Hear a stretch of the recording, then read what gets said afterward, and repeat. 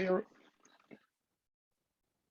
people. Welcome to Main Event Boxing Talk, and we're back after one of our erratic breaks. How are you, Tom?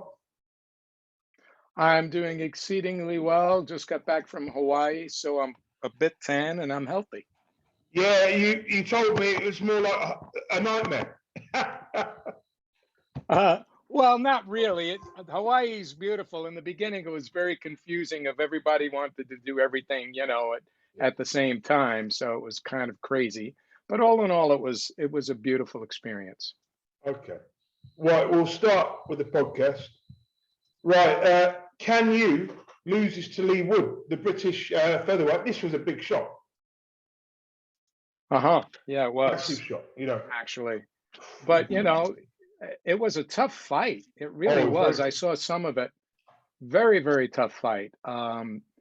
And he just gutted it out and won the decision. I think he had a bit more power is what helped him. Yeah. He's not really a featherweight, is he, Wood? I have to be honest. He's a bit bigger than that. Yeah, he is. But hey, if you make the weight, you make the weight, right? I was impressed the way he was out punching. He was taking over the fight. Very impressive performance, Obviously, he trained. I mean, if he had to come down in weight and had that output, he really got himself acclimated and gave himself time to do what he had to do. But so before this fight, I never saw anything that said he was in remotely world class. He fought people like Reece Mould, your British level, European level. I never saw this coming. Well, you never know when a guy, there have been many, many cases in boxing. Like, look at Bernard Hopkins. What did he lose? His first 2 or 3 fights? Yeah. And then after that, I mean, he went on a long winning streak, right? So you never know when the mindset of a boxer is going to change and he's going to rise to the occasion. He's 33 years old. He's not a young featherweight, whereas Can Yu is, only 27. I think Can Yu will come back, obviously, and he'll come back stronger. Once you win the title, it's a big boost. And he didn't take a lot of punishment really in this, he really performed very well. Once you win a title, it really boosts your confidence and will make him, if he can make more money with the title, it's going to put more of a desire to him to keep it.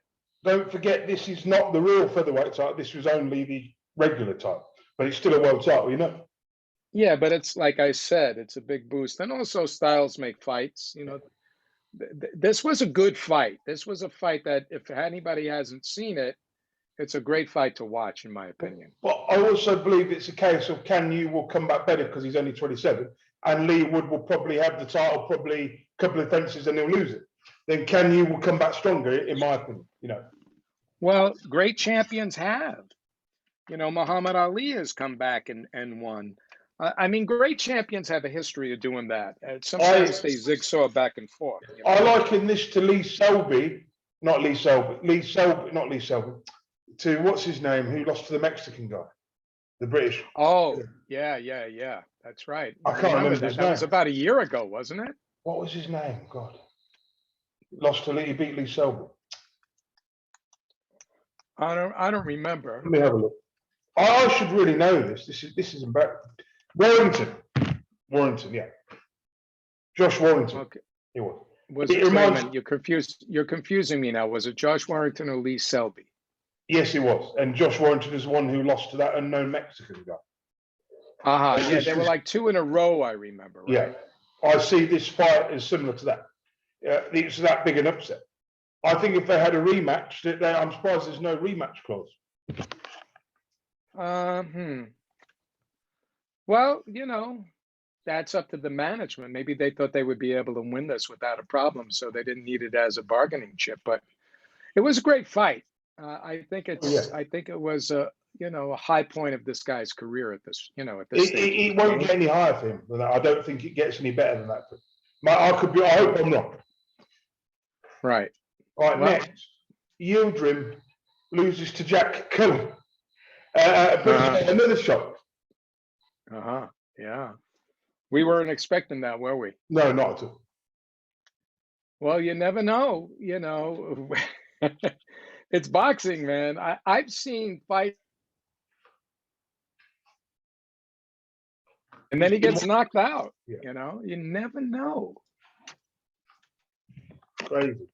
For me, Yieldrum, that's his third loss in a row after losing to the top two guys and then losing to British level. To me, that says his career is dwindling very quickly.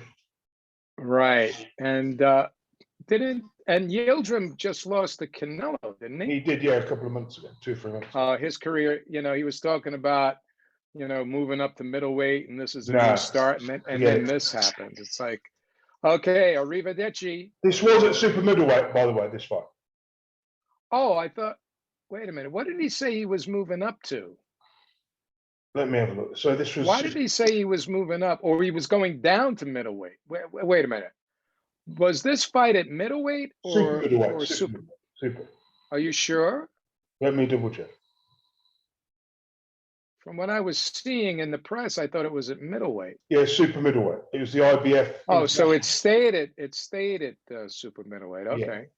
Well, you know, if you lose a fight again after after that, I mean, your career is going to be on the downward spiral. You're going to become a gatekeeper. He is already. For me, he looked like a journeyman, and he's always looked like a journeyman, even when he lost to Eubank 4 years ago. Exactly. So, you know, he may stay in it for more money, but if he does, he's not going anywhere. No. It's too bad. In other news, Anthony Fowler destroys Mueller in 8 rounds. Yeah, now I didn't see this one. You want to tell me a little bit about it? I didn't see it. Oh, but basically, well, let's read. It was the usual suspects. So he did what he was supposed to do. But anyway, he's going to be fighting Liam Smith on the 9th of October. Ah, which is a massive fight for him. Massive fight for him. That's going to be good. Now, Anthony Fowler is pretty good, if I recall correctly. He is, but he's got a loss on his record. He's a young 30. Okay, well, let me look at him here. So Anthony Fowler, I think I've seen him fight before. Yeah, he's fairly decent.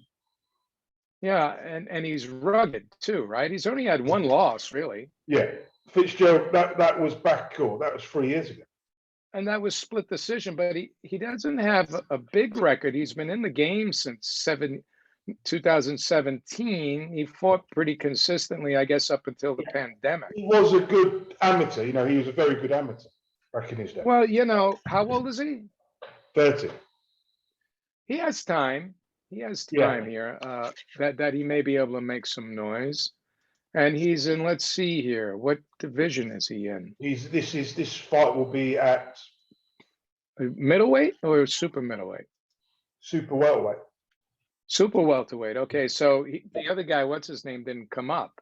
Smith, Smith is naturally still at 154. Yeah. He was the former champion, and then about 5 years ago. But then he moved up to middleweight.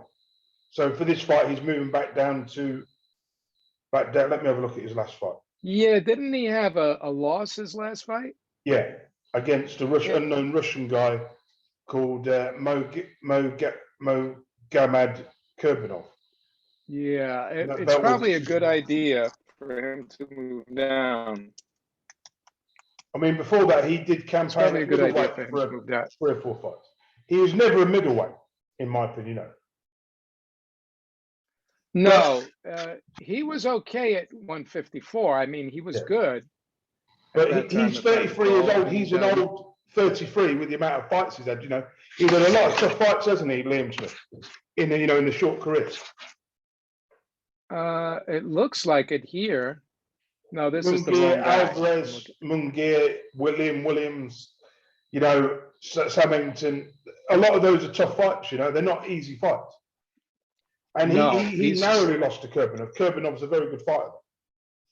Well, you know, he was doing okay for a little while there against Canelo until Canelo got in close. And what did he whack him out with a body shot? Yeah.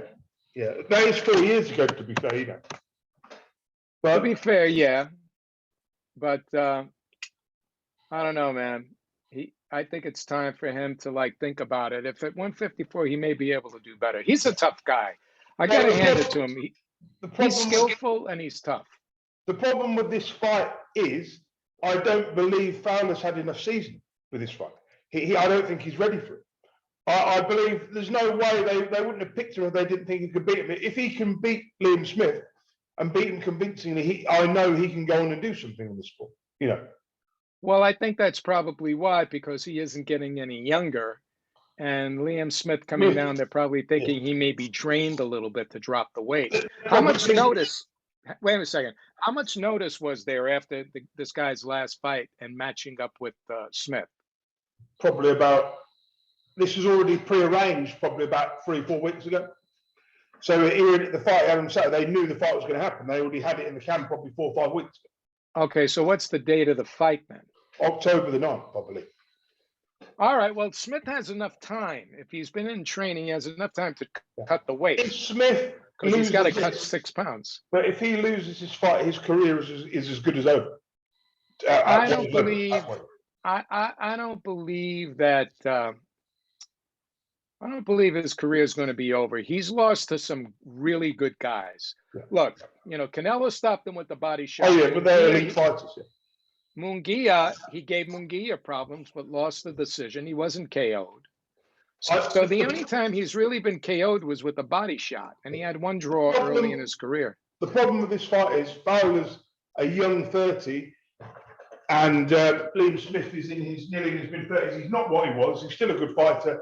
I'm going to pick Liam Smith to win this on points. Fowler does have power. Yeah, you know, he does have power. A lot of people will probably say, "Oh, Fowler should win because he's a younger prospect," but experience can kill youth and inexperience, as we've seen so many times in boxing. Oh, I think Smith will win this fight. Seriously, I mean, look at George Foreman. Look at you know, Bernard Hopkins. Some of these older guys, man. Yeah. You know. I mean, even look at Tyson at his age. You know, his boxing was so good in that fight with Jones. His boxing was on. This will be Smith's. This will be Fowler's first real fight where he's going to have to dig deep. You know, where he's actually going to have to. He's going to have resistance. Let's put it that way. I'm not familiar with most of these guys on his resume. They don't look impressive. But Fowler hasn't looked impressive recently. Now, he's a good fighter, but I just think Smith's going to have a little bit too much at this stage of his career. Let's see. How old is Smith now? 33? You know, I'm going to agree with you on this because I haven't seen both of them fight. You know, power, skill can handle power. You know what I mean? I mean, and I think Liam Smith is also tough.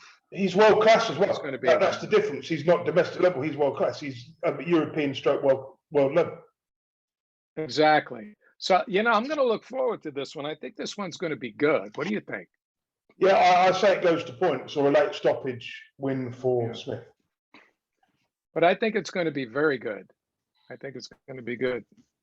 So, Daniel Dubois is coming to the United States to fight Trevor Bryan? No. I'll actually pull that up. I'll tell you who he's fighting. He's on the Jake Paul card. Wait a minute. Hold on. What does it say here? Yeah, ignore that a second.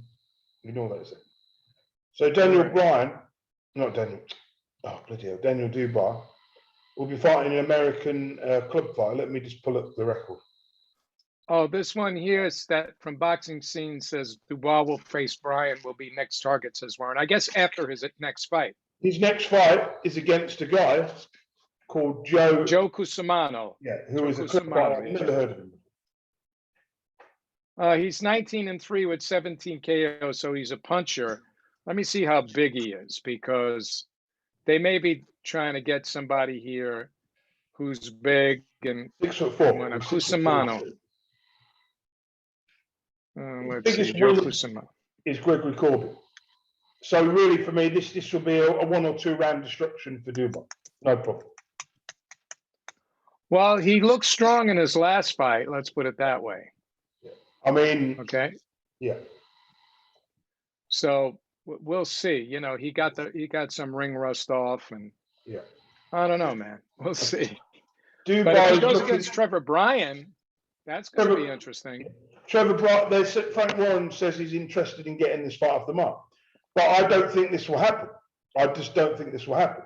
The next thing we've got to talk about will bring this into play. Mark Damori is now ranked number 9 in the WBA, right? Let me get the rankings from Mark Damori, the same man that lost to David Hay, is ranked number 10 in the rankings. How old is this guy? Mark Damori. Yeah. He's 37. Oh my God. And he's been around a long time. He's a weightlifter. He does a lot of weightlifting. He looks the part, but he's pretty awful at boxing. I mean, you've seen him fought when he fought Hay, didn't you, 5 years? Yeah, he didn't look very good. He looked awful. And then, so they're positioning, they're feeding Mark Damori to someone. That's what they do. They're going to feed him to someone. So I reckon that Trevor Bryan and Don King will be looking at Mark Damori as an easy defense, just to say they can defend the title.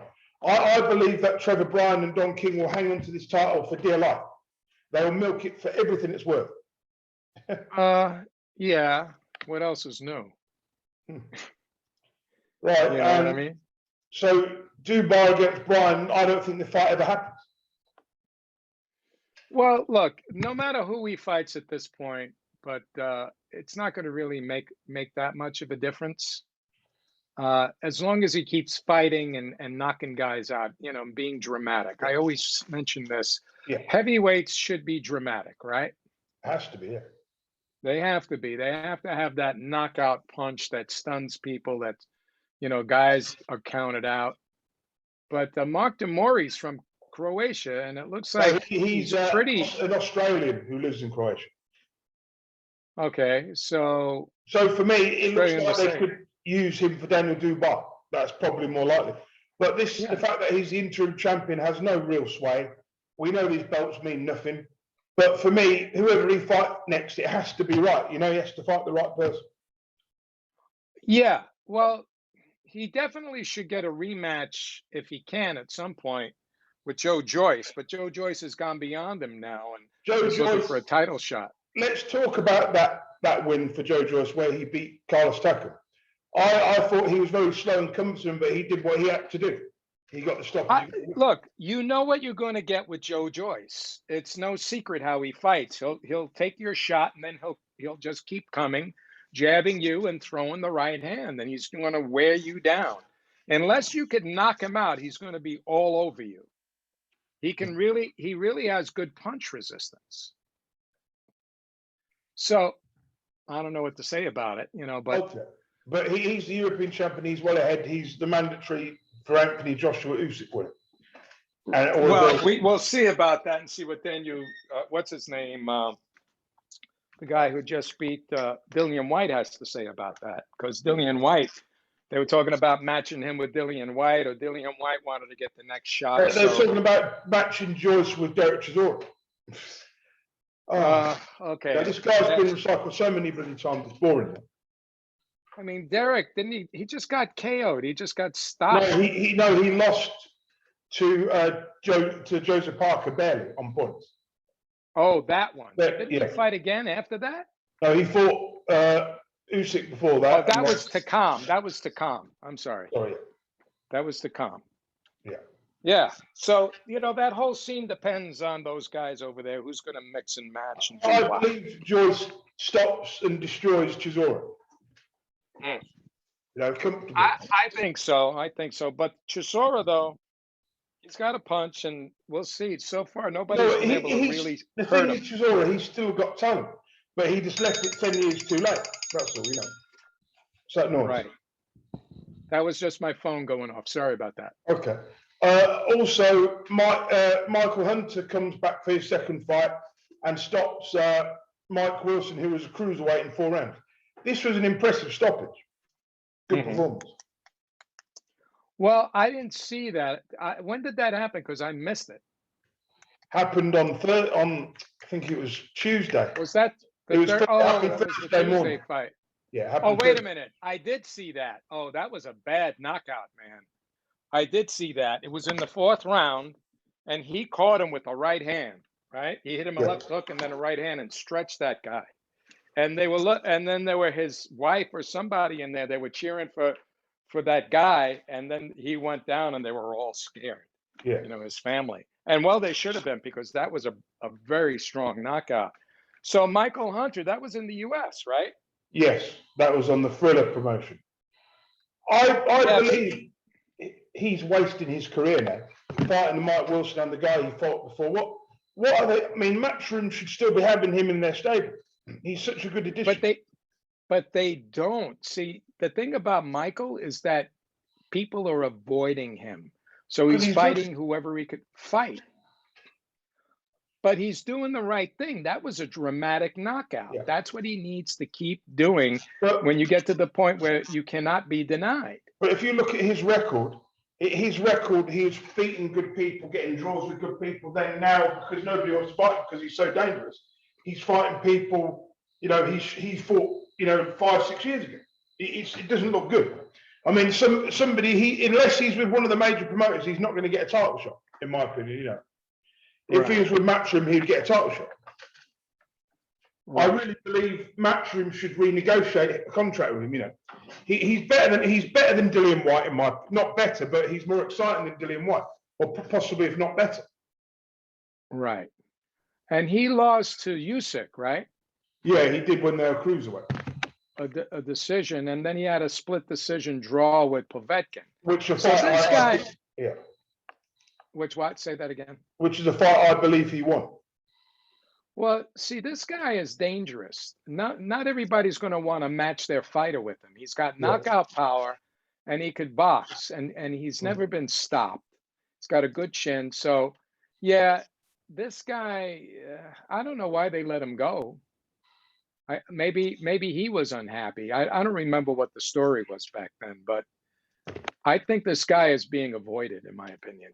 He's always been avoided because he's got an air of mystery about him. Nobody really knows. I mean, we've seen how good he is, but I don't believe we've seen how good he really can be, you know.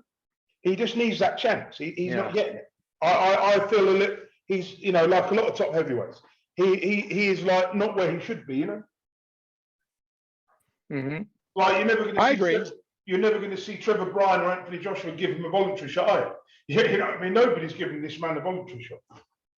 Unless he's a mandatory, you know? Right. But the thing is, like we said, he's got to stay active and he's got to be dramatic, which he's doing. And so you can't blame him for that. You can't blame him for guys ducking him. It's like Bud. You can't blame Bud, you know, for the guys ducking him. They're just ducking him. Right. We'll move on to Michael Polite Coffey loses to Jonathan Rice. This was a shock. Oh, man. Well, when I watched it, right from the beginning, I knew there was going to be a problem because he couldn't stop his jab and he couldn't get inside and his punches were wide. And man, he was just straight in there pounding him. And he took a beating, you know, he took a beating. I knew it was going to happen and the guy was ready. I mean, he was sparring with Tyson Fury. He was sparring with all the top heavyweights over the past year. Yeah. So he was in shape and he was ready to go and he was bigger and he had a longer reach and he was a better boxer. So he stopped him. Crazy. And that guy didn't have any amateur experience, right? He's 30. I really don't know where he goes from here. You know, for me, if you're losing to Jonathan Rice, you know, it's a hard one. Well, I don't think I would have never have made that match. It was too soon. You know, it was like the guy that was trained after Emmanuel Stewart. You had that heavyweight who was training. Well, Jonathan Banks. He was training. Vladimir. Okay, and while he took off to go and fight a fight, and he knocked out this guy, this big heavyweight. He just decimated him, and nobody expected that to happen. So. If you're that big and you're in shape and you're ready, why he only had like 9 fights, Coffey, right? Yeah, there was no reason to rush him. I mean, Jonathan Rice has been around a long time, 10, 11 years, and as you know, is not bad. No, and he's big and he punches hard. So, but you could see the difference. Just, you know, you could see the difference in the punches, the way he was throwing them. Yeah. The way Rice was throwing straight punches, hard punches, and he kept that right hand going. The guy wasn't blocking the jab. You know, he wasn't staying out of the way of the jab, and he kept his left hand down. He kept catching him with the right hands. Yeah. So there you go. You know, just because you're tough and you can punch strong, it's not just about that. Technique But as it was well. the jab that Technique is won. everything. It was the jab that won that fight. It's He like couldn't get Joe past Joyce. his jab. It's like with Joe Joyce. His jab is. It's like with the same as Joe Joyce. His jab is so good. He's the guy who's a good jabber. But anyway, next in other news, Austin Trout will be headlining a card in, where is it? Dubai. In Dubai, yeah. He's fighting Alejandro Davila. Mike Perez is on this card, who was a guy who we've seen before, a former heavyweight, cruiserweight sort of guy. Right. And then, so the scoop on Davila is 22, 2-2. He's been knocked out twice. And there's another problem. He's a bloody unknown Mexican. And that's never a good thing, is it? Well, unless you've got tape on the guy, you don't know what you're in for. Some of these guys are in shape and they're ready to fight. You never pick Mexicans without watching footage. Never, ever. Well, that's like sending somebody to their death. Well, it could be, but, Trout is an excellent boxer. He's seasoned. He does have some power. He has a disputed loss to Canelo. Yeah. He lost to a few good guys. Don't forget he was a world champion, what was it, 10 years ago, 10, 11 years ago? That's right, yeah. And he's lost decisions to the Charlos and all the top people. But he's never really been KO'd, I don't think. No, not he's not. I mean, the thing with Trout was he came out of nowhere when he beat Cotto, didn't he, really? Yeah. When he won that. True. But the thing about him is that he actually can box real well, and he's a southpaw, and he has respectable power. So it is what it is, man. I'm glad that he's staying busy. Always liked him as a fighter. Yeah. And I don't think this guy's going to be that much of a problem for him. The guy's record, and some of the people, I don't know half these guys. But that's the beauty of these Mexicans. Nobody really does know. Well, when it comes to British people, British fighters against Mexicans, then that's never a good thing. Well, don't forget, these Mexican kids, they start when they're children. Yeah, when they're 14, 15. They're turning pro like at 10, 12, 14 years old, some of these guys. Why do a lot of these Mexicans stay, they're like hidden for like 6 or 7 years, and you hear them out of nowhere? I just don't get Mexican fighters or Mexican boxers. Well, they're fighting. Well, here, look, I'll tell you why. They're fighting on local cards until they get seen by guys like Oscar De La Hoya or Bob Arum. They think the guy is good. Then they'll put him on the undercards, right? And then you'll start to see them. Or I sometimes watch Mexican boxing, right? And you'll see these guys, they come up to Texas to fight, or they may come to LA, but they're working, they have cards coming from like Mexico, where an Argentinian guy comes in, or a Puerto Rican guy comes in, whatever, or they fight each other. They are fighting all the time. And these guys are really, really poor. Are the Mexicans, some of the Mexicans, don't they fight like 3 times a month, 3 or 4 times a month? Yeah, they do. But some of these guys are really hungry, and when they get a chance, they rise to the occasion. So you never know. You never know how it's going to work. And so if you could get footage, like I said, then you kind of got an idea. Yeah, I mean, what's going on. But with this guy, these Mexicans, it's like they're either very good or they're very bad. I mean, that's the general sensation of it. Well, I think that's true too in any country. You got guys that are just there to make a buck, and if they get like in Britain, we have the European Mexicans, as I call them. The Latvians and all the people from Ukraine, the people from Hungary, the people who are terrible. The guys that look like guys who just come from the pub, Yeah, but not a lot of the Russian guys, not those guys, from the Eastern. You're talking about more like the Eastern Bloc there, like. Yeah, some of them guys. But those Ukrainians, people from Kazakhstan. So have you been watching any of the Olympic footage I put up? I watched a little bit. I saw that Fraser Clark, the British guy. Did you see the fight where he lost, where he was losing, then he won on because of a cut or a headbutt? Well, yeah, the 2 heavyweights. The guy that he fought is the favorite. And you know, if that guy didn't get cut, he was putting up. The guy from Great Britain was doing a great job there. But the other guy headbutted him. He headbutted Fraser Clark, the British guy, and got disqualified. I thought it was just disgraceful. I don't remember seeing that in the play. Did they show that in the replay? No, I watched it one morning. I think it was Sunday morning. And also, Fraser Clark lost to Jalalov. You know Jalalov, the professional heavyweight? Right. He's 8-0 at heavyweight, right? And yet he's in an Olympic final. This isn't right. You can't have professional boxers fighting in the Olympics, can you? It's not for them.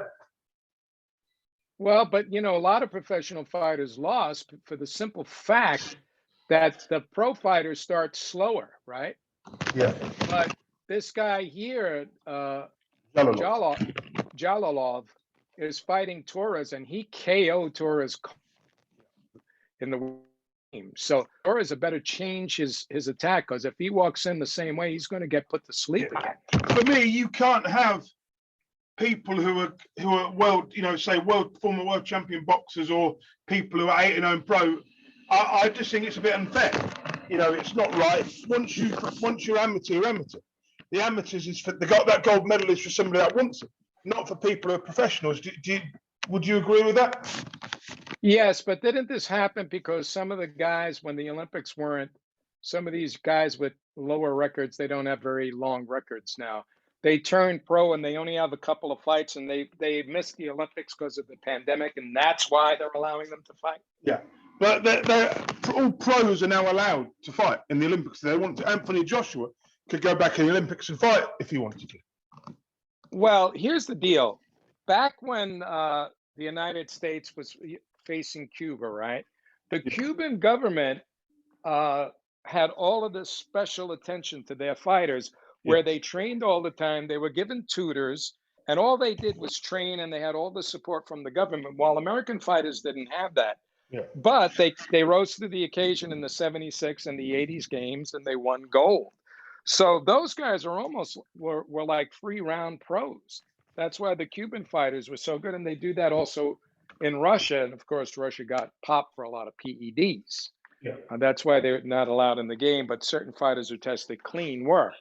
But the point is that it doesn't mean necessarily that you're going to be better just because you're a pro. There are amateurs that beat pros in the gym and sparring all the time. The problem I have with this is, it's like when Lennox Lewis won the silver medal, he stayed pro for 4 more years, didn't he? Amateur for 4 more years, so he could get that gold medal for Canada. But where I've got a problem is if you won a gold medal Olympics, you shouldn't then be allowed to go back after turning pro after 5 years, and you have no right. Because for me, when you've got that gold medal, you've moved on with your career, you've moved on with your life, your boxing life, you know? Like if Anthony Joshua... Oh, you mean you're only allowed to win 1 gold medal? No, what I'm saying is, it's like Felix Savon stayed in the Olympics for 20 years, didn't he?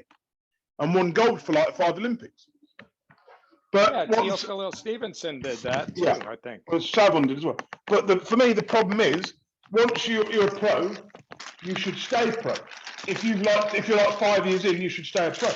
If you've won a world title, for me, if you like Anthony Joshua won his Olympic gold medal 8-9 years ago, he won his world title at heavyweight.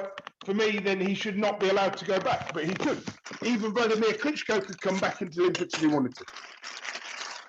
Well, we know that's not going to happen. But it just, you know, it's crazy. I suppose early in your career you can get away with it, but it's like, who was that French guy who lost to, you know? No, I know the fight. I don't know. Sandra Camendell, that was it. He got knocked out. Yeah, he did. He did. Well, there's one American fighter, I think, who turned pro with 2 or 3 fights that looks like he's going to get a gold.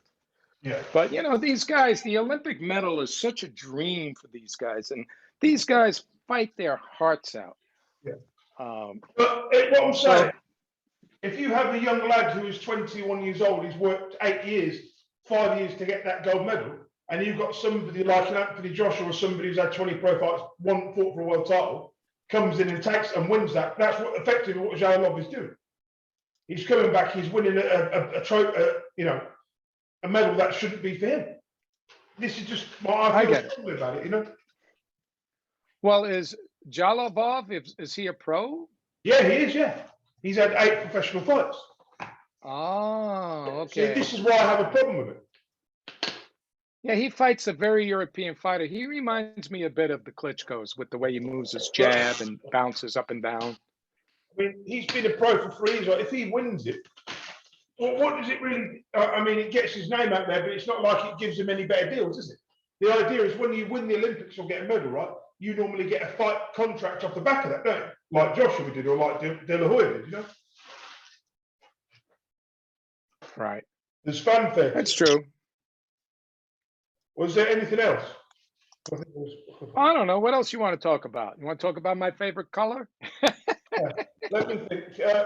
What do you think of this Joshua fight? Is official now, isn't it? It's been, I believe it's confirmed, right?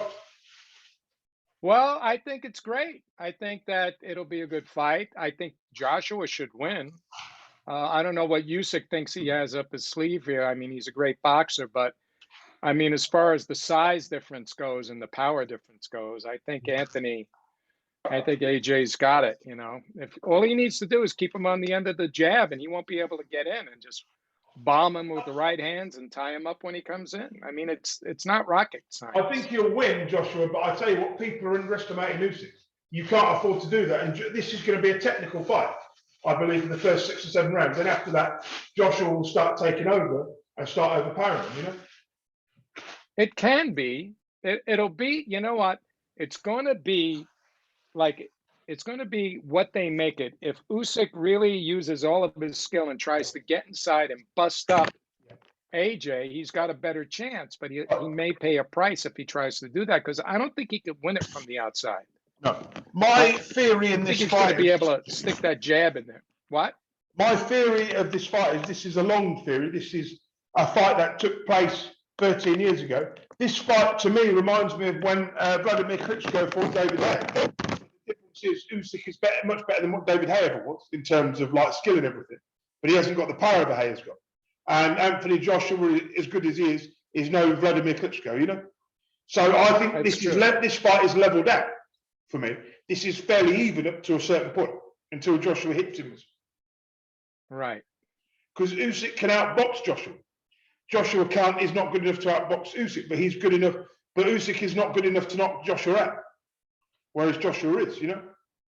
Yeah, well, that's the danger. You know, he's much bigger. It's like George Foreman versus somebody like Joe Frazier. You know what I'm saying? Yeah. And, Styles might but yeah, we'll see what happens. The best thing is that he's got to keep the power, you know, that hard jab in his face, and throw power shots when he tries to come in, and then Usyk has to pay the price. It's as simple as that. The difference between Usyk and, say, a Ruiz is obviously Usyk can move. He hasn't got the punching power or the knockout power that Ruiz has got, but he's got more skill. So for me, I believe Usyk is a better fighter than Andy Ruiz, right? It's different. You know, Andy Ruiz is an excellent boxer. I mean, he's no slouch. He knows how to box. No, he can knock you out.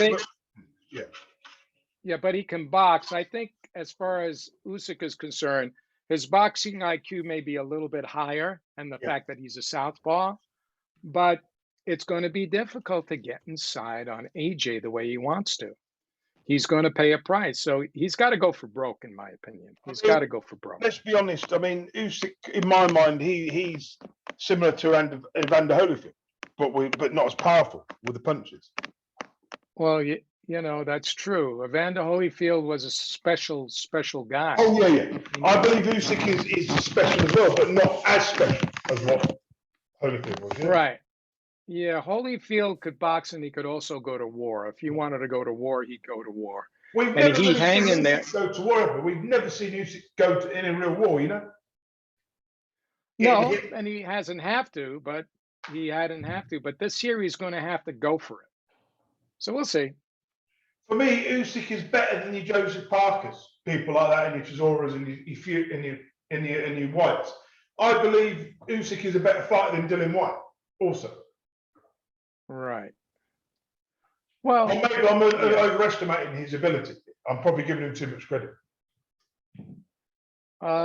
We'll see. I think this is a big thing for him to chew off.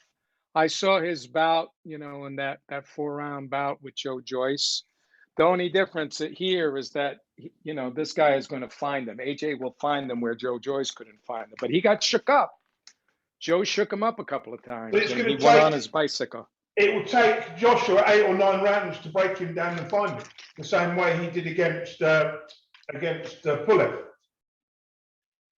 Yeah, that's true. It's true, my friend. Pulev hit Joshua with some good shots in that, didn't he?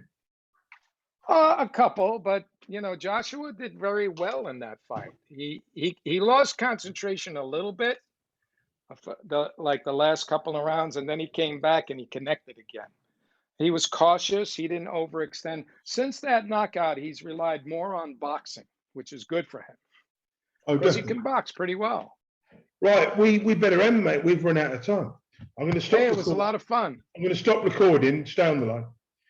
People will be back next week or the week after.